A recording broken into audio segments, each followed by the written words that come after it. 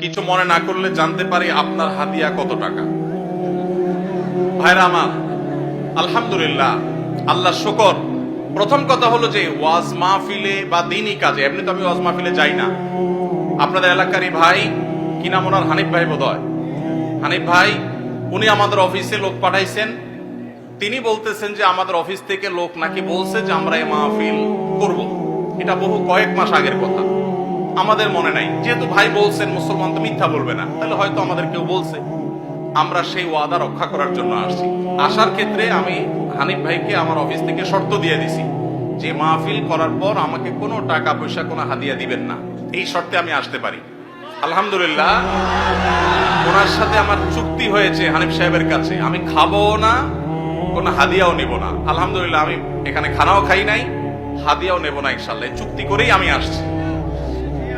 কোন জায়গায় কেউ যদি আমাদের পথ খরচ দেয় বা হাদিয়া দেয়, আলহামদুলিল্লাহ, আমরা যেখানে মানুষ খুব জোরাজোরি করে নেই। আর যদি কোনো মসজিদ মাদ্রাসা হয় বা দিনী প্রতিষ্ঠান হয়, সচরাচর আমরা চেষ্টা করি পথ পড়াটাও নিজের পকেট থেকে দিয়ে যাওয়ার।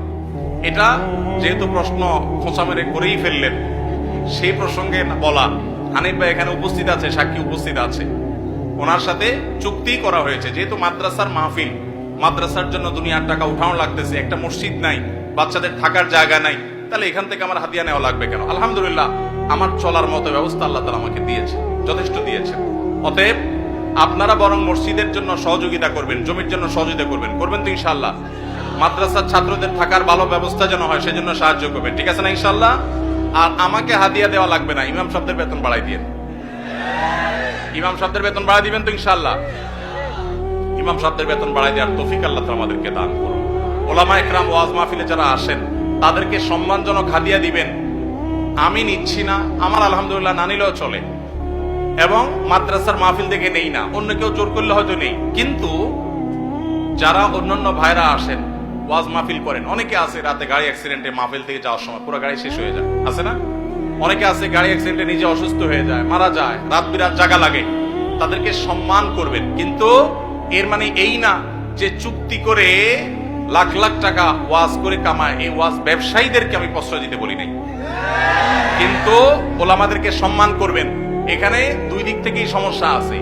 হুজুরদের অনেকে যেরকম চুক্তি করে, এটা যেমন একটা সমস্যা, আবার ওয়াজ মাহফিলের আয়োজক অনেকে আছে অনেক ধান্দা করে, সেটাও একটা সমস্যা।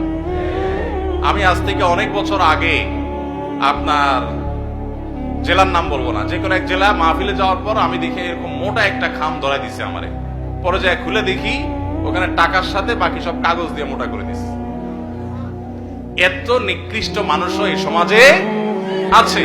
তো এই জন্য সংশোধন বক্তাদেরও হইতে হবে, আয়োজকদেরও হতে হবে, শ্রোতাদেরও হওয়া লাগবে। শ্রোতারা ওয়াজে আসছেন কি জন্য? কিছু শুনে আমল করার নিয়তে। এই যে এতগুলো কথা শুনছেন, এগুলো আমল করতে হবে, ঠিক আছে না ভাই ইনশাআল্লাহ?